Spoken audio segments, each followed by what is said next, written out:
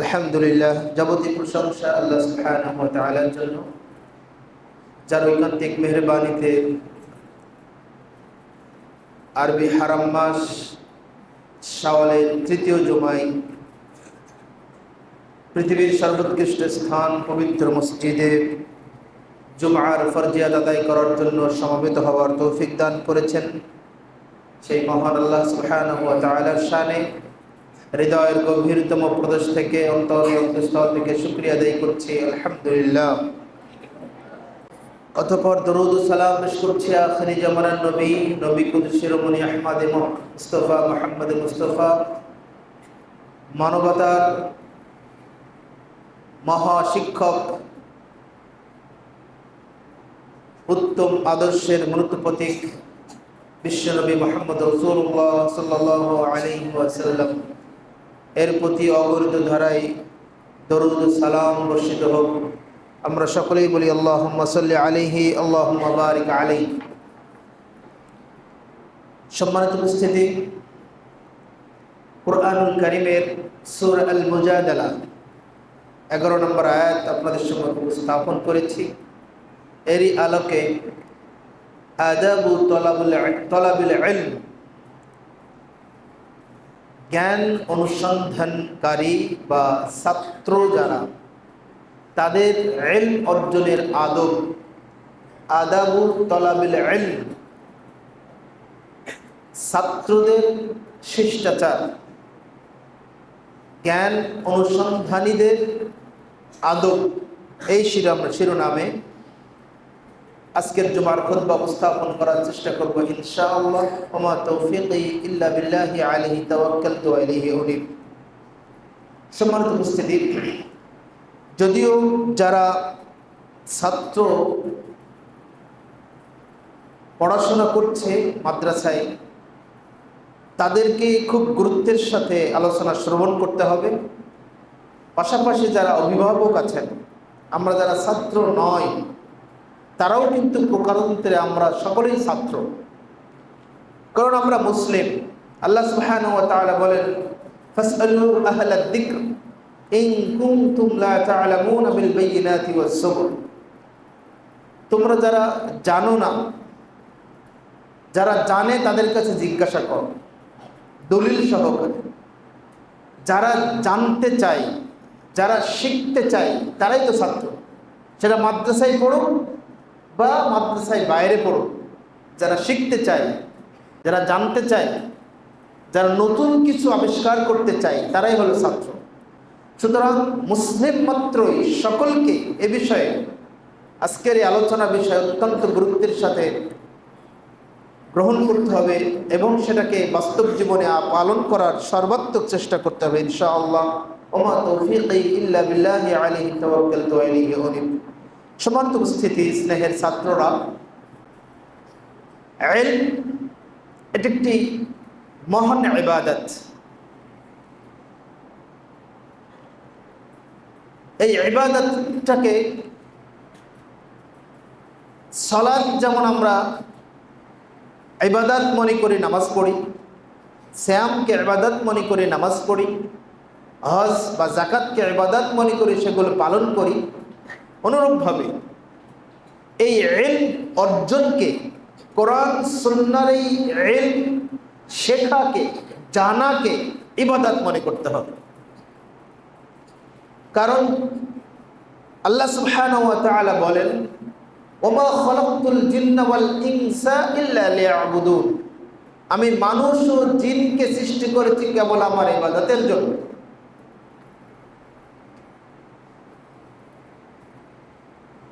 এই জন্য ইলম অর্জন করাকে অবশ্যই ইবাদত মনে করতে হবে। মূলত আল্লাহ রাব্বুল আলামিন এই গোটা পৃথিবীকে পরিচালনা করছেন এই ইলমের মাধ্যমে, এই ইলমের কারণে, ইলমকে সামনে রেখে। তিনি মহাজ্ঞানী, আলিম, তিনি মহাজ্ঞানী, যা কিয়ামতের আগে, দুনিয়া সৃষ্টি হওয়ার আগে যা বিষয় ছিল, দুনিয়া সৃষ্টির হওয়ার পরে যা হচ্ছে, এবং কিয়ামত পর্যন্ত যা হবে, কিয়ামতের পরেও যা আছে, যা কিছু হবে, সব কিছুই তিনি জানেন। তিনি হলেন রব আল্লাহ। সুতরাং ইলমের মর্যাদা, ইলমের গুরুত্ব আলোচনা করা খুবই অসম্ভব। এই জন্য আল্লাহ রাব্বুল আলামিন বিশ্ববাসীর জন্য প্রথম যে আয়াতটি তেলাওয়াত করেছেন সেটাও ইলম কেন্দ্রিক। আল্লাহ বলছেন ইকরা বিসমি রাব্বিকাল্লাযী খলাক। হে নবী, আপনি পড়ুন, ইকরা, পাঠ করুন, অধ্যয়ন করুন, রাব্বিকাল্লাযী খলাক, সেই সত্তার, আপনার প্রভুর নামে পড়ুন যিনি সৃষ্টি করেছেন। পড়ার কথা বলা হয়েছে এখানে। এই ইলমের কারণেই আমার জীবন সুখ স্বাচ্ছন্দ্যময় হয়ে গড়ে ওঠে। এই ইলমের কারণেই সমাজে সম্মান, প্রভাব, প্রতিপত্তি অর্জন করা সম্ভব হয়। গোটা পৃথিবীতে তার সম্মান ছড়িয়ে যায়। ছাত্ররা পরস্পরে কথা না বলে, হেলে না দুলে, খুব এক মন দিয়ে আলোচনা শুনতে হবে। এটা খুবই গুরুত্বপূর্ণ তোমাদের জন্য। আল্লাহ সুবহানাহু ওয়া তাআলা বলেন ইয়ারফাউল্লাহু আল্লাযীনা আমানু ওয়াল্লাযীনা উতুল ইলমা দারাজাত। যারা ঈমান আনয়ন করেছে আর তাদেরকে আল্লাহ তাআলা সম্মানিত করবেন, উচ্চমণ্ডিত করবেন, গোটা পৃথিবীর মানুষের কাছে তাকে সম্মানের আসনে সমাসীন করবেন। আর ওয়াউতুল ইলমা দারাজাত, তাদেরকেও সম্মানিত করা হবে যারা ইলম অর্জন করবে, ইলম শিক্ষা অর্জন করবে, যারা এই ইলম অর্জনরত আছে তাদেরকেও আল্লাহ সুবহানাহু ওয়া তাআলা গোটা পৃথিবীবাসীর কাছে সম্মানিত করবেন। সুবহানাল্লাহ ওয়া বিহামদিহি। সেই ইলম নিঃসন্দেহ গণিত নয়, গণিতের শিক্ষা নয়, বা সায়েন্সের কোনো বিষয় নয়। সেই ইলমটা হলো কোরআন এবং সুন্নাহর ইলম। কোরআন সুন্নাহর ইলম অর্জন করা প্রত্যেক মুসলিমের উপরে ফরজ। সেটা নারী হোক, পুরুষ হোক, ছোট হোক, বড় হোক, বৃদ্ধ হোক, যুবক হোক, ধনী হোক, দরিদ্র হোক, যে কোনো মানুষ সে যদি মুসলিম হয় তার উপরে কোরআন সুন্নাহর ইলম অর্জন করা ফরজ। তালাবুল ইলম ফারিদা আলা কুল্লি মুসলিম। প্রত্যেক মুসলিমের উপরে কোরআন সুন্নাহর ইলম অর্জন করা ফরজ। এই কোরআন সুন্নাহর ইলম অর্জন করতে গিয়ে যারা কোরআন সুন্নাহর ইলম অর্জন করে তাদের ফজিলত বা তাদের মর্যাদা বর্ণনা করতে গিয়ে আল্লাহ রাসূল সাল্লাল্লাহু আলাইহি ওয়াসাল্লাম বলছেন ইন্নাল আলিমা লা ইস্তাগফিরু লাহু মান ফিস সামাওয়াতি ওয়াল আরদ হাত্তা হাইতানা ফিল বাহর। সুবহানাল্লাহ ওয়া বিহামদিহি।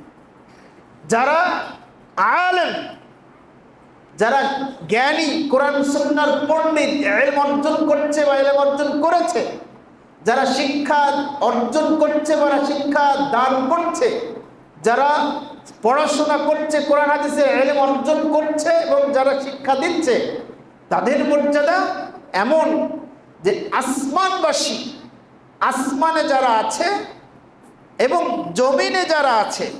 আসমানে কারা আছে? ফেরেশতারা। আর কারা আছে? নবী রাসূল আছে না? প্রথম আসমান, দ্বিতীয় আসমানে, সপ্তম আসমানে, 7টা আসমানে বিভিন্ন নবীরা আছে, আছে না? আসমানবাসী আর জমিনবাসী। জমিনে কারা আছে? মানুষ আছে, জিন আছে, আরো যত কত শত প্রাণী, কত শত জীব জন্তু আছে, আছে না? সকলেই এই যারা আলেম, যারা মুতাআল্লিম, যারা শিক্ষক এবং শিক্ষার্থী, কোরআন সুন্নাহর আলেম এবং যারা শিক্ষা গ্রহণ করছে তাদের জন্য ক্ষমা প্রার্থনা করে। আল্লাহু আকবার। তোমরা যারা কোরআন সুন্নাহ, কোরআনের মুখস্থ করছো, যারা মাদানী নিসাবে পড়ছো, কোরআন হাদিস শিখছো, তাহকিক তারকিব শিখছো, নাহু পাঞ্জেগান এগুলো শিখছো কোরআন সুন্নাহ শেখার জন্য, আল্লাহ রাসূল সাল্লাল্লাহু আলাইহি ওয়াসাল্লাম বলছেন তাদের জন্য আসমানবাসী ক্ষমা প্রার্থনা করে, জমিনবাসী ক্ষমা প্রার্থনা করে, এমনকি হাত্তাল হাইতানা ফিল বাহর, নদীতে সমুদ্রের গর্ভে যে প্রাণী আছে, মাছ আছে, তিমি মাছ, বড় বড় মাছ যারা আছে, সেই সকল মাছেরাও তার জন্য ক্ষমা প্রার্থনা করে। সুবহানাল্লাহ। তাহলে ইলমের মর্যাদা আল্লাহ সুবহানাহু ওয়া তাআলার কাছে অনেক বেশি।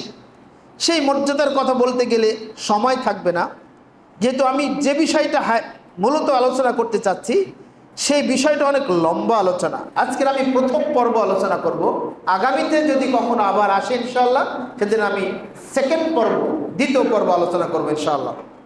আমরা প্রথম যে বিষয়টা নিয়ে আলোচনা করব সেটা হলো যারা ছাত্র, যারা তলাবুল ইলম অর্জন করছে, তথা তোমরা যারা আছো, স্নেহের ছাত্র তোমরা যারা আছো, এদের কোন বৈশিষ্ট্যটা অর্জন করা দরকার, কোন আদব, কোন শিষ্টাচারগুলো অর্জন করা দরকার। এখানে পর্যায়ক্রমে অনেকগুলো শিষ্টাচারের কথা বলা হয়েছে। আমি একটা বইয়ের উপরে আলোচনা করব, বইটার নাম আদাবু তালাবুল ইলম।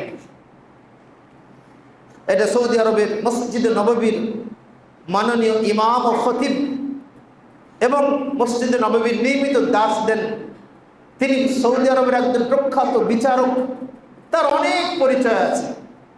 ডক্টর আব্দুল মুহসিন ইবনু আল কাসিম হাফিজাহুল্লাহ, তিনি এখনো জীবিত আছেন।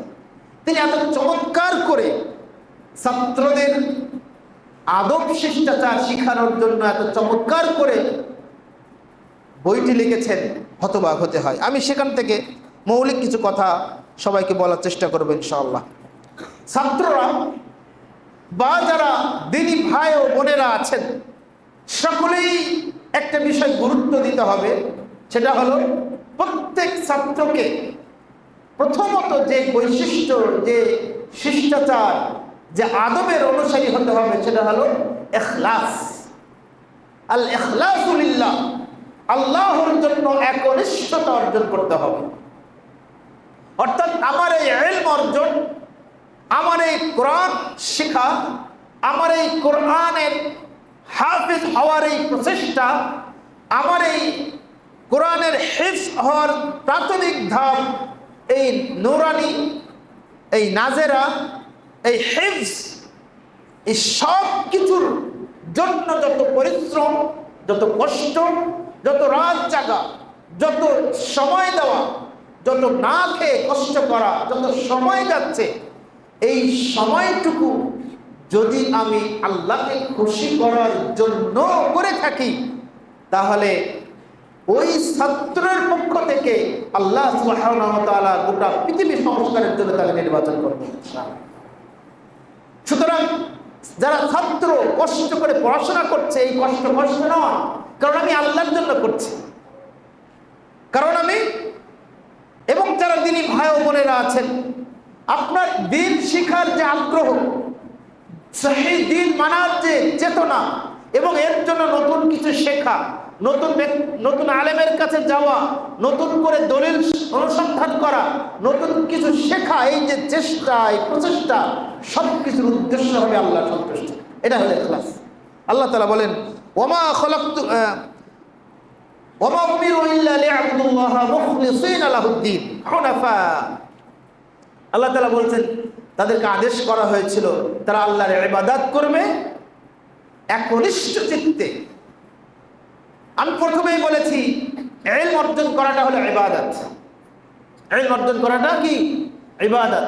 সুতরাং ছাত্ররা যখন ঘুমিয়ে থাকে ওটাও ইবাদত, ঘুমটাও ইবাদত। রাসূলুল্লাহ সাল্লাল্লাহু আলাইহি ওয়াসাল্লাম বলছেন, তিরমিজি ইবনে মাজাহ 1344 নম্বর হাদিস, মান আতা ফিরাশাহু ওয়া হুয়া ইয়াকফি আন ইয়াকিমাস সালাহ গালাবাতহু আইনুহু হাত্তা ইসবিহা। আল্লাহ রাসূল সাল্লাল্লাহু আলাইহি ওয়াসাল্লাম বলেছেন, যখন কোনো ব্যক্তি, কোনো মানুষ বা কোনো ছাত্র, নারী হোক বা পুরুষ হোক, ঘুমাতে যায়, ঘুমাতে যাওয়ার সময় সে নিয়ত করে, ইচ্ছা পোষণ করে, আজকে রাতে আমি ফজর হওয়ার আগে, এই ছেলে, আজকে রাতে ফজর হওয়ার আগে আমি ঘুম থেকে উঠবো, উঠে 5 পৃষ্ঠা কোরআন মুখস্থ করবো, আমি প্রথমেই বলেছি কোরআন মুখস্থ করা, কোরআন তেলাওয়াত করা কি ইবাদত নয়? ইবাদত। ফজরের আগে উঠে 5 পৃষ্ঠা আমি মুখস্থ করব, বা ফজরের সালাতে উঠে আমি 2 রাকাত সালাত পড়ব। কিন্তু রাসূলুল্লাহ সাল্লাল্লাহু আলাইহি ওয়াসাল্লাম বলেছেন গালাবাতহু আইনুহু, তার ঘুম তার চক্ষুকে বিজয় লাভ করেছে। হাত্তা ইসবিহা, এমন ঘুম পড়েছে, এমন ঘুম এসেছে, যখন ঘুম ভাঙলো তখন দেখা গেল চতুর্দিকে আলো হয়ে গেছে, সকাল হয়ে গেছে। মানে কি, কোরআনও পড়তে পারেনি, ফজরের আগে 2 রাকাত সালাতও পড়তে পারেনি, আবার ফজরও পড়তে পারেনি, সকাল হয়ে গেছে, তাই না?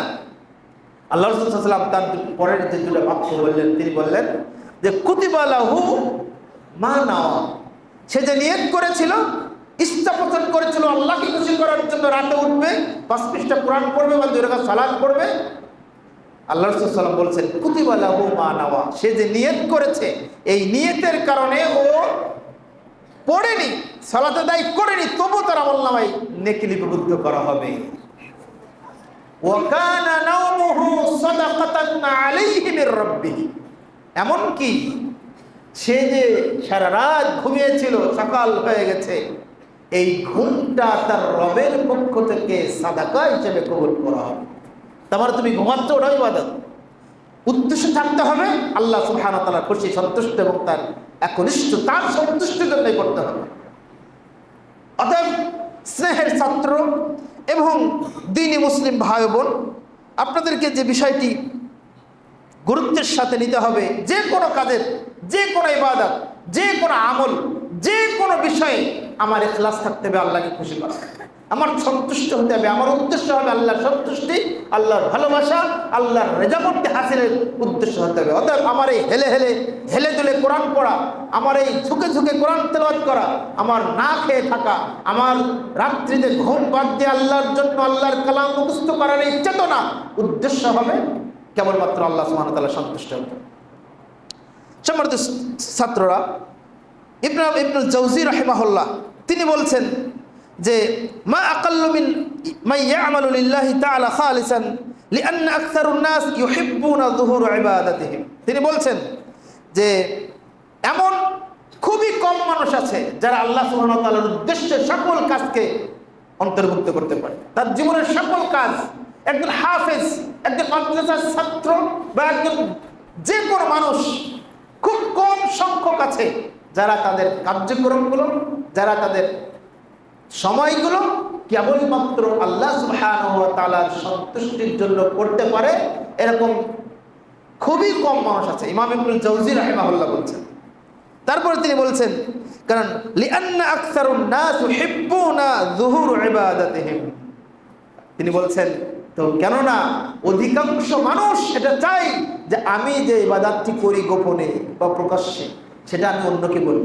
দেখো আমাদের সমাজে অনেক মানুষ আছে তাহাজ্জুদ পড়ে, সে মানুষকে বলে যে আমি 10 বছর ধরে তাহাজ্জুদ পড়ছি, বলে বেড়ায় না, বলে বেড়াই। আমাদের সমাজে এমন কিছু মানুষ আছে যারা দান করার পরে নিজেকে প্রচার করে, এমন কিছু মানুষ আছে যারা হজে যাওয়ার পরে হজ থেকে এসে নামের আগে আল হজ লাগায় না। এগুলো আল্লাহর জন্য হয় নাই। অধিকাংশ মানুষ চায় যে আমি আমার ইবাদতটা প্রকাশ করি। কিন্তু সাহাবায়ে কেরাম কি করতেন? সাহাবায়ে কেরাম যখন নফল সিয়াম রাখতেন, সেটা শাওয়াল মাসের সিয়াম হোক বা আরাফার সিয়াম হোক, জিলহজ মাসের প্রথম 9 দিনের সিয়াম হোক, সোমবার মঙ্গলবারের সিয়াম হোক বা আইয়ামে বীজের সিয়াম হোক, যে কোনো সিয়াম, নফল সিয়াম যখন রাখতেন বা শাবানের সিয়াম হোক, যে কোনো সিয়াম যখন রাখতেন, তখন তারা নিজেকে এমনভাবে গোপন করতেন, এমনভাবে ওটা লুকিয়ে রাখতেন যাতে কেউ বুঝতে না পারে যে তিনি সিয়াম রেখেছেন। তারা কৌশল অবলম্বন করতেন। কি করতেন? তারা মুখে তেল মাখতেন, দাড়িতে সুন্দর করে তেল মাখতেন, ঠোঁটে ক্রিম মাখতেন। একজন মানুষ যখন বাড়ি থেকে অফিসের উদ্দেশ্যে বেরিয়ে যায় বা রুম থেকে মাদ্রাসা ক্লাসের জন্য বেরিয়ে যায়, সুন্দর করে চুল আঁচড়িয়ে, সুন্দর করে মুখে তেল মেখে, মুখে ঠোঁটে ক্রিম দিয়ে তারপরে বেরিয়ে যায়, তাই না? যাতে করে বোঝা যায় যে খুব ভালো আছে, সুন্দর আছে। মানে সিয়াম থাকলে তো তার মুখের একটা শুকনা ভাব চলে আসে, কিছু না খেলে পানি খায় না, ভাত খায় না, কিছু না খেলে তো তার চেহারার শুষ্কতা চলে আসে। এইটা যাতে মানুষ বুঝতে না পারে যে ব্যক্তিরা সিয়াম আছে, এই জন্য সাহাবীরা তাবেঈরা মুখে তেল মাখতেন, দাড়িতে তেল মাখাতেন, যাতে মানুষ বুঝতে না পারে আমি সিয়াম আছি। একজন ব্যক্তি সারাটা জীবন অধিকাংশ দিন সিয়াম রাখতেন, কিন্তু তার স্ত্রী জানতো না। এমনকি সে ব্যবসা করতো, তার ব্যবসা প্রতিষ্ঠানের কর্মীরাও জানতো না। কেমন করে? তিনি বাড়িতে যেতেন, বাড়ি থেকে তার স্ত্রী খাবার বেঁধে দিত, স্ত্রী মনে করতো বা দোকানে গিয়ে খাবে। আবার দোকানে গিয়ে যখন যাই তখন দোকান যারা কর্মী আছে তারা মনে করতো যে হয়তো বাড়ি থেকে নাস্তা করে এসেছে।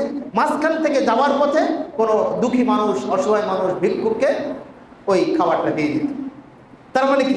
ও নিয়ত করতো আমি আজকে সিয়াম আছি, আমি খাবারটা ওদেরকে সাদকা করে দিলাম। তার স্ত্রীও জানলো না আমার স্বামী সিয়াম আছে, আবার দোকানে কর্মচারীরা জানলো না আমাদের মালিক সিয়াম আছে। এটা হলো আল্লাহর জন্য। অর্থাৎ যারা আলেম, যারা ইলম অর্জনের প্রত্যাশী, যারা ছাত্র, যারা তালাবুল ইলম, যারা তালেব, তাদের উদ্দেশ্য হতে হবে আল্লাহ সন্তুষ্ট, আল্লাহকে খুশি রাখা। আল্লাহর খুশির জন্য তুমি করতে পারো, তাহলে তোমার সকল পথ আল্লাহ খুলে দেবে। এই জন্য রাসূলুল্লাহ সাল্লাল্লাহু আলাইহি ওয়াসাল্লাম বলছেন, যে ব্যক্তি ইলম অর্জন করবে মানুষের সাথে তর্ক বিতর্ক করার জন্য, যে ব্যক্তি ইলম অর্জন করবে মানুষের শ্রুতি বা মানুষের কাছে বাহবা কুড়ানোর জন্য, দুনিয়াতে আল্লাহ রাব্বুল আলামিন তার হয়তো কিছু সুযোগ আল্লাহ দিবেন, কিন্তু আখিরাতে তার কিছুই থাকবে না। একটা হাদিস স্পষ্ট করে এখানে বলতে হয়। এর পরের যে অংশটা আছে সেটা হলো রোগ দেখানো। এই আলোচনার ভিতরে এটাও চলে আসছে। যারা ছাত্র, আচ্ছা, এখানে অনেকে হাফেজ আছে আলহামদুলিল্লাহ, অনেক উস্তাদ আছেন হাফেজ আলহামদুলিল্লাহ, ছাত্ররা হাফেজ হচ্ছে। এখন আমরা জানি যে আল্লাহ রাসূল সাল্লাল্লাহু আলাইহি ওয়াসাল্লাম হাফেজে কোরআন ছিলেন, আবু বকর হাফেজ ছিলেন, ওমর হাফেজ ছিলেন, উসমান হাফেজ ছিলেন, আলী রাদিয়াল্লাহু আনহুম হাফেজ ছিলেন, সহ অধিকাংশ সাহাবী তারা 30+ বয়সে, 30 বছরের উপরের বয়সে তারা হাফেজ হয়েছিলেন কোরআন। কিন্তু ইসলামের ইতিহাসে কোন হাদিসের কিতাবে তাদের নামের আগে কি হাফেজ লেখা হয়? যে হাফেজ আবু বকর রাদিয়াল্লাহু আনহু লেখা হয়? আমাদের রাসূল সাল্লাল্লাহু আলাইহি ওয়াসাল্লাম একবার হজ করেছেন, 4 বার উমরা করেছেন, সাহাবায়ে কেরাম হজ করেছেন, উমরা করেছেন, কিন্তু তাদের নামের আগে কি লেখা হয় আল-হাজ আবু বকর রাদিয়াল্লাহু আনহু লেখা হয়? তাহলে কেন আমাদের লিখতে হবে? তারা ইবাদত করতেন আল্লাহকে খুশি করার জন্য, তারা হাফেজ হয়েছিলেন আল্লাহকে খুশি করার জন্য। অতএব আজকের সৌদি আরবের যারা মসজিদে নববী, মসজিদে হারামের কারি, ইমাম, এবং যারা মদিনা ইসলামী বিশ্ববিদ্যালয়ের উস্তাদ, তারা বড় বড় পণ্ডিত, তাদের নামের আগে তার অধিকাংশ হাফেজে কোরআন। শেখ বিন বাজ রাহিমাহুল্লাহ, শেখ উসাইমিন রাহিমাহুল্লাহ, শেখ আলবানী রাহিমাহুল্লাহ, শেখ রুহাইলি রাহিমাহুল্লাহ, শেখ হুদাইল রাহিমাহুল্লাহ, যত আলেম আছে অধিকাংশই হাফেজ। দেখবেন তাদের আগে কারোর নামের আগে হাফেজ নাই। কারণ আমার এই চেষ্টা, আমার এই কোরআন মুখস্থ করা, আমার এই নুরানি পড়া, আমার এই নাজেরা পড়া, আমার ইলম অর্জন করার উদ্দেশ্য কেবল আল্লাহকে খুশি করা এবং নিজেকে সৎ পথে ধরে রাখা, নিজের লৌকিকতা মানুষকে না দেখানো, নিজের ফোটানি এক কথায় না দেখানো, এটা মূল উদ্দেশ্য। আমাদের বর্তমান সমাজে ভাইরালের রোগে আমরা আক্রান্ত, ঠিক না? ভাইরালে আক্রান্ত, ভাইরাল বক্তা হওয়া। এক গার্ডিয়ান আমাকে বলছে যে আমার ছেলে বাড়ি এসেছে, বাড়ি আসার পরে আমাদের মসজিদে খুতবা দিয়েছে, আলহামদুলিল্লাহ।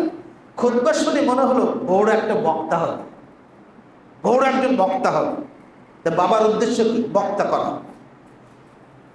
বক্তা বানানোর উদ্দেশ্য আপনি আপনার সন্তানকে যদি লেখাপড়া করানো, বক্তা হবে ঠিক, কিন্তু আলেম হবে না, ঠিক না? কিন্তু আলেম হলে সে বক্তা হবে, আলেম হবে, এবং গোটা বিশ্ববাসীর কাছে আল্লাহ রাব্বুল আলামিন তাকে সম্মানের উচ্চ আসনে সমাচল করে ইনশাআল্লাহ। আল্লাহ তাআলার কাছে আমরা দোয়া করি, আল্লাহ সুবহানাহু ওয়া তাআলা আমাদের সন্তানদেরকে, আমাদের ইয়াসির আলী সালাফি মাদ্রাস কমপ্লেক্সের এই হাফেজদেরকে, এই শিক্ষার্থীদেরকে, এই তলাবুল ইলমদেরকে তার সন্তুষ্টির জন্য, আল্লাহর খুশির জন্য বড় হাফেজে কোরআন, বড় আলেম এবং গোটা বিশ্ববাসীর কাছে গ্রহণীয় একজন বড় পণ্ডিত হিসেবে কবুল করুন, আল্লাহুম্মা আমিন। সম্মানিত সুধী মণ্ডলী, এরপরে ছাত্রদের দ্বিতীয় যে বৈশিষ্ট্য, দ্বিতীয় যে শিষ্টাচারের দিকে খেয়াল রাখতে হবে, সেটা হলো আর রিয়া, লৌকিকতা। এই ইখলাসের সাথে সাথে লৌকিকতাটাও কাছাকাছি চলে এসেছে। এর দুটো হাদিস বলবো, শুধু দুটো হাদিস বলে আমি সামনে আগাবো। রাসূলুল্লাহ সাল্লাল্লাহু আলাইহি ওয়াসাল্লাম তিনি বলছেন যে খরাজা আলাইনা রাসূলুল্লাহ সাল্লাল্লাহু আলাইহি ওয়াসাল্লাম, সাহাবী আবু সাঈদ খুদরি রাদিয়াল্লাহু আনহু বর্ণিত, তিনি বলছেন একদা রাসূলুল্লাহ সাল্লাল্লাহু আলাইহি ওয়াসাল্লাম আমাদের কাছে আসলেন। সাহাবীরা বসে আছেন, যেমন তোমরা 8 জন 10 জন যখন বসে থাকো, হঠাৎ করে তোমাদের উস্তাদ পাশ দিয়ে চলে যায়, এরকম সাহাবীরা বসে আছেন। ওই সময় আল্লাহ রাসূল সাল্লাল্লাহু আলাইহি ওয়াসাল্লাম তাদের মাঝে আসলেন। তো আবু সাঈদ খুদরি রাদিয়াল্লাহু আনহু বলছেন, যখন আল্লাহ নবী সাল্লাল্লাহু আলাইহি ওয়াসাল্লাম আসলেন, ওয়া নাহনু নাতাযাকারুল মাসীহুদ দাজ্জাল, তখন আমরা পরস্পরে দাজ্জালের সম্পর্কে আলোচনা করছিলাম, দাজ্জালের ফিতনা নিয়ে আলোচনা করছিলাম। দাজ্জাল কেমন, তার ফিতনা কেমন, দাজ্জালে এক হাতে জান্নাত থাকবে, এক হাতে জাহান্নাম থাকবে। দাজ্জাল একজন মৃতকে বলবে এই মরো, জীবিত হও, সে জীবিত হবে। একজন জীবিত মানুষকে বলবে এই মারো, মরে যাবে। দাজ্জাল বাতাসের সাথে উঠতে থাকবে, সেকেন্ডে মুহূর্তে এই বাংলাদেশ থেকে আমেরিকা, আমেরিকা থেকে বাংলাদেশ চলে যাবে। বিভিন্ন ফিতনার শেষ নাই। এই ফিতনা সম্পর্কে সাহাবীরা আলোচনা করছেন। এই আলোচনা শুনে আল্লাহ রাসূল সাল্লাল্লাহু আলাইহি ওয়াসাল্লাম বলছেন তাদেরকে, তোমরা কি নিয়ে আলোচনা করছো? বলছে আমরা দাজ্জালের ফিতনা নিয়ে আলোচনা করছি। তখন আল্লাহ নবী সাল্লাল্লাহু আলাইহি ওয়াসাল্লাম বলছেন, আলা উখবিরুকুম বিমা হুয়া আখফু আলাইকুম ইনদি মিনাল মাসিহিদ দাজ্জাল, তোমাদেরকে কি আমি এই সংবাদ দিব যা আমার কাছে দাজ্জালের ফিতনার চেয়ে বেশি ভয়ঙ্কর? খেয়াল করো ছাত্ররা, আল্লাহ নবী সাল্লাল্লাহু আলাইহি ওয়াসাল্লাম বলছেন আমি কি তোমাদেরকে এই সংবাদ দিব যা আমার কাছে দাজ্জালের ফিতনার চেয়ে বেশি ভয়ঙ্কর? সাহাবায়ে কেরাম বললেন, কুল্লা বালা, হ্যাঁ আল্লাহ রাসূল সাল্লাল্লাহু আলাইহি ওয়াসাল্লাম বলেন। তখন তিনি বললেন, আশ-শিরকুল খাফি, গোপন শিরক, গোপন শিরক যা কাউকে দেখানো যায় না, গোপন শিরক। আর গোপন শিরক কি? তিনি বলছেন আই ইয়াকুমার রাজুলু ইউসাল্লি, যখন কোনো ব্যক্তি সালাত আদায় করে, ফায়ুযায়্যিনু সালাতাহু, তখন সে সালাতকে খুব সৌন্দর্যবর্ধন করে, খুব খুশুর সাথে, খুব নম্র বিনম্রতার সাথে, খুব সুন্দরভাবে সালাত পড়ে। লিমা ইয়ারা মান মিন নাযারি রাজুলিন, উদ্দেশ্য যে পাশের লোকটি তাকে তাকিয়ে তাকিয়ে দেখছে, এই লোকটা সালাত তো অনেক সুন্দর, বুঝুনি মনে হয়। তিনি বলছেন শিরকুল খাফি, গোপন শিরক কি? যে একজন ব্যক্তি খুব সুন্দর করে সালাত পড়ছে, উদ্দেশ্য তার পাশের লোকটা তাকে দেখছে, এই লোকটা অনেক পরহেজগার মানুষ, সে অনেক সুন্দর করে নামাজ পড়ছে। তার উদ্দেশ্য মানুষকে দেখানো, যে মানুষ তাকে এই কথা বলবে, তার উদ্দেশ্যটা আল্লাহকে খুশি করা নয়। এটা হলো রিয়া, এটা হলো লোক দেখানো আমল করা। সুতরাং আমি কোরআনে হাফিজ হচ্ছি, আমি মাদানী নিসাবে গিয়ে আমি আলহামদুলিল্লাহ নাহু, পান্তিগাজ, মিজান, মুনসাইব, তাহকিক, তারকিব, তালিল এগুলো আমি শিখছি। আমি কোরআন হাদিস পড়তে পারছি, মানুষকে দাওয়াত দিচ্ছি, নিজের যোগ্যতা জাহির করার জন্য নয়, নিজের যোগ্যতা প্রকাশ করার জন্য নয়, নিজেকে জাহির করার জন্য নয়, কেবল আল্লাহ সুবহানাহু ওয়া তাআলার সন্তুষ্টি অর্জন করা। আমি যদি এইটা উদ্দেশ্য না করে নিজেকে জাহির করার উদ্দেশ্য করি, তাহলে ওটা রিয়া হয়ে যাবে, লৌকিকতা হয়ে যাবে। আর লৌকিকতা কি হবে? লৌকিকতার উদ্দেশ্য বর্ণনা করতে গিয়ে একটা হাদিসে 3 জনের ঘটনা উল্লেখ এসেছে। আমি তার বাংলায় বলে সামনে আগাবো। একজন কারি, একজন হাফেজ বা একজন আলেম, তাকে বলা হবে যে তুমি কোরআনের শিক্ষা অর্জন করেছিলে, তুমি কোরআনের কারি ছিলে, তুমি নিজে এলেম অর্জন করেছো, সে এলেম দিয়ে কি করেছো? আমি তোমাকে এলেম অর্জন সহযোগিতা করেছি, এলেম শিখেছি, তুমি কি করেছো? তখন ওই হাফেজে কোরআন, ওই কারিউল কোরআন, ওই আলিমউদ্দিন, উনি বলবেন, আল্লাহ আপনি আমাকে হাফেজ বানিয়েছিলেন, আপনি আমাকে কারি বানিয়েছিলেন, আপনি আমাকে আলেম বানিয়েছিলেন, আমি সেই হাফেজ কোরআনের মুখস্থ কোরআনটা আমি আমার অন্যকে শিখিয়েছিলাম। আমি আলেম হয়েছিলাম আল্লাহ আপনার দয়ায়, কিন্তু আমি অন্যকে দিনের দাওয়াত দিয়েছিলাম। আমি কারি, আমি সুন্দর তেলাওয়াত করেছিলাম। তখন আল্লাহ বলুন, হ্যাঁ তুমি সত্য কথা বলেছ, কিন্তু তোমার উদ্দেশ্য ছিল তোমাকে বড় সুললিত কণ্ঠস্বরের অধিকারী বলা হবে, তোমাকে মস্ত বড় আলেম বলা হবে, তোমাকে বড় হাফেজে কোরআন বানানো হবে। এই উদ্দেশ্যে তুমি হাফেজ হয়েছিল এবং তুমি এটাকে শুনে এটাকে পেয়ে তুমি নিজেকে খুবই ভালোবাসতে, খুবই আনন্দ চিত্তে এটাকে গ্রহণ করতে। আর দুনিয়াতে তোমাকে বড় কারি হিসেবেও গণ্য করা হতো, বড় হাফেজে কোরআন হিসেবেও গণ্য করা হতো, বড় আলেম হিসেবেও গণ্য করা হতো। এই রেখে দিলেন, এই পর্যন্ত রেখে দাও। এরপরে 2 নম্বর ব্যক্তিকে ডাকা হবে, যে ছিল জেহাদ, মুজাহিদ। জেহাদ করেছো কিসের জন্য? তুমি বলছে আমি জেহাদ করেছি তোমার আল্লাহ, তোমার কালেমাকে বুলন্দ করার জন্য, তোমার তাওহীদ প্রতিষ্ঠার জন্য। বলছে হ্যাঁ, তুমি কালেমাকে জিহাদ করার জন্য যুদ্ধ করেছো, কিন্তু তোমার উদ্দেশ্য ছিল যে আমি যদি যুদ্ধ করতে করতে মারা যাই তাহলে আমাকে বড় বীর যুদ্ধ বলা হবে, বীর পুরুষ বলা হবে, যে যুদ্ধ বীর পুরুষ। আর তোমাকে বলা হয়েছে, তোমার মৃত্যুর পরে তুমি বলা হয়েছে তুমি বীর যোদ্ধায় অমুক। এই উদ্দেশ্যে তুমি যদি জিহাদ করে থাকো তোমার জিহাদ আল্লাহর দরবারে কবুল হবে। 3 নম্বরে দানবীর। টাকা দেওয়া হয়েছে, অনেক টাকা, অনেক সম্পদ, কোটি কোটি টাকার মালিক। তুমি দান করেছিলে, সাদকা করেছিলে, যাকাত দিয়েছিলে, কিন্তু তোমার উদ্দেশ্য ছিল তোমাকে বড় দানবীর বলা হবে। তোমার বাড়িতে মানুষ জাকাতের লুঙ্গি নেওয়ার জন্য লাইন দিত, তোমার বাড়িতে মানুষ জাকাতের শাড়ি নেওয়ার জন্য লাইন দিত, তোমাকে বড় দানবীর, তোমাকে বড় বাহাবা দেওয়া হতো, প্রশংসা করানোর জন্য তুমি বলেছিলে এটা ঠিক। তখন আর এই 3 জনের মুখে আর কোনো কথা বলা হবে না। আবু হুরায়রা রাদিয়াল্লাহু আনহু বললেন, ওয়াইয়ালকা ফিন্নার, এই 3 জন ব্যক্তিকেই উল্টা করে জাহান্নামে নিক্ষেপ করা হবে। কারণ তার উদ্দেশ্য ছিল মানুষকে শোনানো, মানুষকে দেখানো, মানুষের কাছে বাহাবা করানো, মানুষের কাছে ভালোবাসা অর্জন, আল্লাহকে খুশি করার উদ্দেশ্য ছিল না।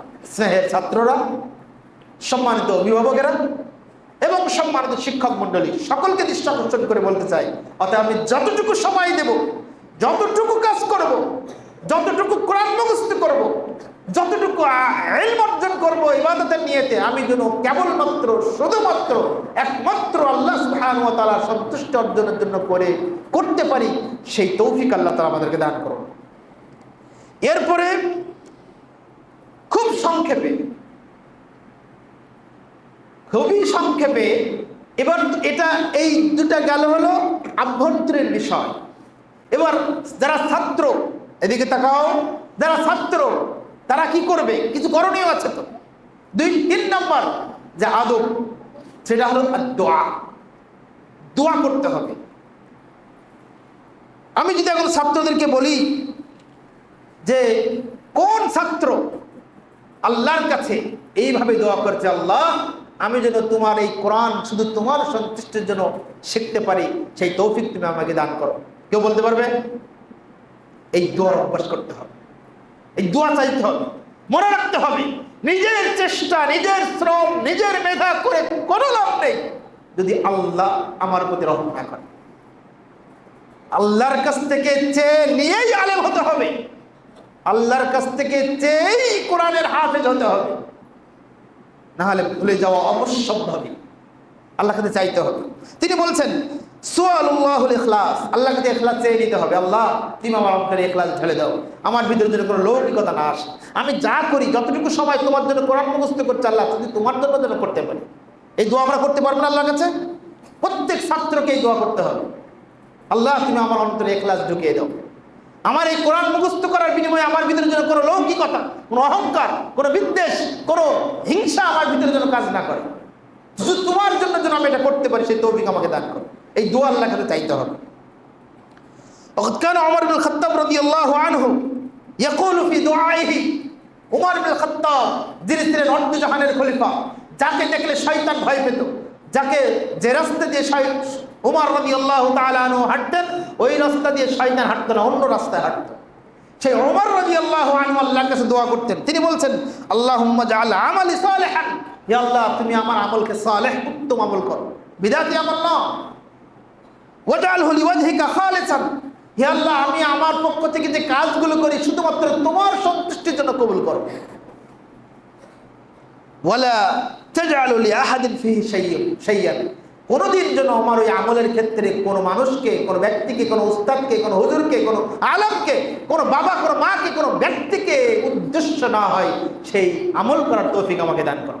আমরা দোয়া করতে পারবো না আল্লাহর কাছে, হে আল্লাহ তুমি আমাকে আমলে সালেহ করার তৌফিক দান করো, হে আল্লাহ আমলটা শুধুমাত্র তোমার সন্তুষ্টির জন্য করার তৌফিক দান করো। পারি না আমরা?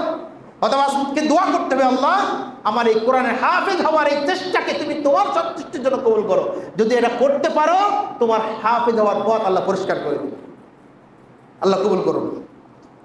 এরপরে সুআলুল্লাহুল হিদায়াহ ওয়াস সাদাত, আল্লাহর কাছে হিদায়াত প্রার্থনা করতে হবে। আমরা প্রত্যেক সালাতে বলি ইহদিনাস সিরাতাল মুস্তাকিম, ইহদিনাস সিরাতাল মুস্তাকিম, হে আল্লাহ তুমি আমাদেরকে সিরাতে মুস্তাকিমের পথে পরিচালিত করো। দোয়া বলি না, এই দোয়াগুলো নিয়মিত করতে হবে। আল্লাহর কাছে চাইতে হবে আর দোয়া বিল ইলমিন নাফি, আল্লাহর কাছে উপকারী ইলমের জন্য দোয়া করতে হবে। আল্লাহুম্মা ইন্নী আসআলুকা ইলমান নাফিআন ওয়া রিজকান তাইয়্যিবান ওয়া আমালান মুতাকাব্বালা। এই দোয়াটি কখন বলতে হয়? ফজরের পরে। এটা ফজরের পরে নিয়মিত বলতে হয়, কিন্তু আরো অন্যান্য সময় তো পড়া যায়। ফজরের আগে উঠে যখন উস্তাদ উঠিয়ে দেয় কোরআন পড়ার জন্য তখন এই দোয়াটাও পড়া যাবে। পাঁচ ওয়াক্ত সালাতে সালাম ফেরানোর আগে দোয়াটা বলা যাবে, হে আল্লাহ তুমি আমাকে উপকারে ইলম দান করো। এই দোয়া বলতে হবে, এই দোয়া আল্লাহর কাছে চাইতে হবে। আর একটা দোয়া বলা যায় রব্বি জিদনি ইলমা, হে আল্লাহ আমার ইলম বৃদ্ধি করে দাও। রব্বি ইশরাহ লি সাদরি ওয়া ইয়াসসির লি আমরি ওয়াহলুল উকদাতাম মিন লিসানি ইয়াফকাহু কওলি। এই মর্মে আরো যে দোয়াগুলো আছে এই দোয়াগুলো আমরা বলবো ইনশাআল্লাহ। এরপরে আদ-দুআউ বিখাইরি আদ-দুনিয়া ওয়াল আখিরা, আল্লাহর কাছে দুনিয়া এবং আখিরাতে কল্যাণ চাইতে হবে। শুনে রাখতে হবে, বুঝতে হবে, মনে রাখতে হবে আমি একটু আগে যেটা বললাম আমার নিজের কোনো ক্ষমতা থাকবে না, ক্ষমতা নেই। যারা ছাত্র তোমার নিজের কোনো ক্ষমতা নেই, নিজের কোনো শক্তি নেই যদি আল্লাহ তোমাকে সহযোগিতা না করে।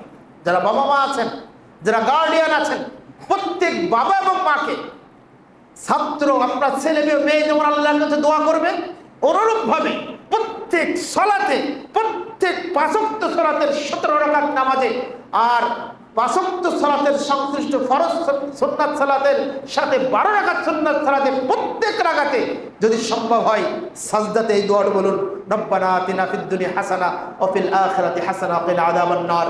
এই দোয়া যখন বলবেন তখন আপনি নিয়ত করেন আল্লাহ আমার সন্তানকে তুমি বড় আলেম করো, আল্লাহ আমার সন্তানকে তুমি বড় মুখলিস আলেম হিসেবে কবুল করো, আল্লাহ তুমি আমার সন্তানকে পৃথিবীর সবচেয়ে শ্রেষ্ঠ মুখলিস আলেম হিসেবে কবুল করো। এই নিয়ত রাখবেন আর এই দোয়াটা পড়বেন, ইনশাআল্লাহ আপনার এই দোয়া কবুল হবেই হবে। কারণ এটা আমরা জানি যে পিতামাতার দোয়া বিফলে যায় না, পিতামাতার দোয়া কবুল হয়ে যায়। এরপরে আরেকটা পয়েন্ট বলে এই দ্বিতীয় পর্বের আজকে প্রথম পর্ব আলোচনা শেষ করবো, সেটা হলো নওয়াফিলুল ইবাদা। যারা ছাত্র, যারা উস্তাদ, যারা অভিভাবক এবং আমি আমার নিজেকে সহ সবাইকে যে নসিহা করব সেটা হলো ফরজ ইবাদত তো আমরা করবই, ফরজ ইবাদতের সাথে সাথে নফল ইবাদতগুলো আমাদেরকে চালু রাখতে হবে। এটা ইলম শানিত করা, ইলমকে বৃদ্ধি করা, আমার কর্মময় জীবনকে সমৃদ্ধময় করার, আমার এই জীবনকে সুখ ও শান্তিময় করার জন্য নফল ইবাদতের গুরুত্ব অপরিসীম।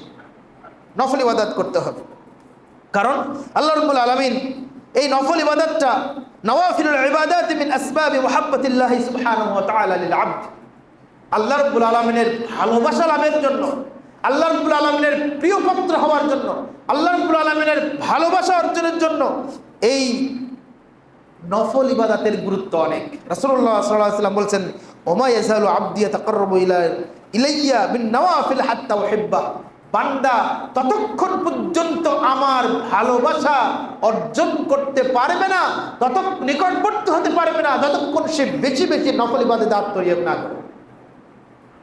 আত্মনিয়োগ করতে হবে বেশি বেশি আল্লাহর কাছে নফল ইবাদতের মধ্যে। নফল ইবাদত মানে কি? নফল সালাত। নফল ইবাদত মানে কি? নফল যাকাত, নফল সাদাকা, নফল দান, নফল সালাত, নফল সিয়াম, এগুলো নফল ইবাদতের অন্তর্ভুক্ত। নফল ইবাদত হলো ফরজে যদি কোনো ঘাটতি এসে যায় সেই ফরজের ঘাটতির প্রতিষেধক হলো এই নফল সালাত, নফল ইবাদত। ইমাম ইবনু তাইমিয়া রাহিমাহুল্লাহ বলছেন ইন কাসরা ফি কাদাইল কাওয়ান, তিনি বলছেন যে যদি কোনো ব্যক্তির ফরজ সালাতের কমতে এসে যায় সেজন্য নফল সালাতে বেশি বেশি আত্মনিয়োগ করে। কারণ কিয়ামতের দিন এই নফল ইবাদতেরও হিসাব নেবেন আল্লাহ তাআলা। কিয়ামতের দিনে হিসাব নেবেন আল্লাহ সুবহানাহু ওয়া তাআলা। নফল ইবাদত কেমন করে করতে হয় ইমাম বুখারী রাহিমাহুল্লাহ তিনি বলেছেন। ইমাম বুখারী রাহিমাহুল্লাহ 16টি বছর যাবত তিনি সহিহুল বুখারী সংকলন করেছেন। 16টি বছর একাধারে তিনি সহিহুল বুখারী সংকলনের কাজ করেছেন। তিনি বলছেন আমি প্রত্যেকটি হাদিস লিপিবদ্ধ করার আগে গোসল করতাম, প্রত্যেকটি হাদিস লিপিবদ্ধ করার আগে 2 রাকাত ইস্তেখারা সালাত আদায় করতাম। সালাতুল ইস্তেখারা, সালাতুল ইস্তেখারা আল্লাহর কাছ থেকে সাই হয়ে, আল্লাহর কাছ থেকে একটা বিষয় জানার পরে, উপলব্ধ হওয়ার পরে, আল্লাহর কাছ থেকে একটা ইলহাম হওয়ার পরে আমি প্রত্যেকটা হাদিস লিপিবদ্ধ করেছি। 4000-এর অধিক হাদিস একক করে 7000-এর অধিক হাদিস তাকরার সহ প্রত্যেকটা হাদিস লিপিবদ্ধ করার আগে তিনি গোসল করেছেন, তিনি 2 রাকাত সালাত করেছেন। এই নফল ইবাদতে আত্মনিয়োগ করার কারণে সহিহুল বুখারী রচনা করতে তার আল্লাহ সুবহানাহু ওয়া তাআলা অনেক সহজ করে দিয়েছিলেন। অতএব ছাত্ররা এবং গার্ডিয়ান, টিচার, উস্তাদ যারা আছেন, আমি সহ সবাইকে নসিহত, যে কোনো সময়, যে কোনো বিপদে আপদে, সুস্থ অবস্থা অসুস্থ অবস্থায়, সচ্ছল অবস্থা অসচ্ছল অবস্থায় আপনি 2 রাকাত সালাত পড়ুন। আপনি বাড়ির বাইরে যাবেন, 2 রাকাত সালাত পড়ে বেরিয়ে যান, হাজাত পড়ুন, সালাতুল হাজাত। আল্লাহর কাছে বলুন আল্লাহ আমার এই সফরকে নিরাপদ করুন। আল্লাহর কাছে আপনার সন্তান মাদ্রাসায় পাঠিয়ে দিলেন, আপনি 2 রাকাত সালাত পড়ুন। আপনি মাদ্রাসায় রেখে চলে যাচ্ছেন, বাড়ি থেকে 2 রাকাত সালাত পড়ুন। আল্লাহ আমার সন্তানকে রেখেছি তোমার হালাতে, তুমি তাকে নিরাপত্তার সাথে রেখো, তাকে সুস্থ রেখো, তাকে দিনের জন্য কবুল করো। বলতে পারি না? যত বেশি সালাতুল ইস্তেখারা বা সালাতুল হাজাত পড়বেন এবং দোয়া করবেন, আপনার সকল কাজ আল্লাহ তাআলা তত সুন্দর, তত পরিপাটি, তত সহজ করে দিবে আল্লাহ সুবহানাহু ওয়া তাআলা। আল্লাহ সুবহানাহু ওয়া তাআলা বলছেন ওয়া ইয়াত্তাকিল্লাহু ইয়াজআল লাহু মাখরাজা, যদি তোমরা কেউ আল্লাহর ভয় অর্জন করতে পারো, আল্লাহকে ভয় করো, তাহলে তোমাদের সকল পথ আল্লাহ পরিষ্কার করে দিবে। সকল কঠিন, সকল বিপদ, পৃথিবীর যত কঠিন হোক না কেন, সকল কঠোরতাকে আল্লাহ তাআলা সহজে পরিণত করে দিবে। আল্লাহ রাব্বুল আলামিন আমাদের সকলকে, বিশেষ করে ছাত্রদেরকে প্রথমত ইখলাস, আল্লাহ সুবহানাহু ওয়া তাআলা আমাদেরকে প্রত্যেক কাজে, বিশেষ করে কোরআন তেলাওয়াতের কাজে, ইলম অর্জনের কাজে যেন ইখলাস অর্জন করার তৌফিক দান করুন, আল্লাহুম্মা আমিন। আমাদের যারা ছাত্র আছে তাদেরকে যেন রিয়া, লৌকিকতা, লোক দেখানোর এই রোগ যেন তাদের অন্তরে না ঢোকে, সেই তৌফিক দান করুন। 3 নম্বর, আল্লাহ রাব্বুল আলামিন আমাদের সকলকে বেশি বেশি দোয়া, আল্লাহর কাছে চেয়ে নেওয়ার অভ্যাস যেন তো কবুল করেন। চেয়ে নেওয়ার অভ্যাস, আল্লাহর কাছে ইখলাস, আল্লাহর কাছে আমল, আল্লাহর কাছে আলেম হওয়ার এই চেতনা যেন আল্লাহর কাছে চেয়ে নেওয়ার তৌফিক দান করেন। আর একটা হলো বেশি বেশি নফল ইবাদত, নফল ইবাদত এর মাধ্যমে আল্লাহর কাছে চেয়ে নেওয়া, আল্লাহর কাছে আলেম হওয়ার এই বাসনা আল্লাহ তাআলার কাছে যেন আমরা পেশ করতে পারি। এই 4টি পয়েন্টে আজকে আলোচনা করে আমরা এখানে সমাপ্ত করছি। আল্লাহ সুবহানাহু ওয়া তাআলা আমাদের সকলকে, নিজে আমাকে এবং আমাদের ছাত্র, শিক্ষক এবং ছাত্রী যারা আছে এবং যারা অভিভাবক আছে সকলকে আলোচনাকে মূল্যায়ন করার তৌফিক দান করুন। আল্লাহুম্মা আমিন। আকুলু কওলি হাযা আস্তাগফিরুল্লাহ লি ওয়া লাকুম ওয়া লিসাইরিল মুসলিমিন।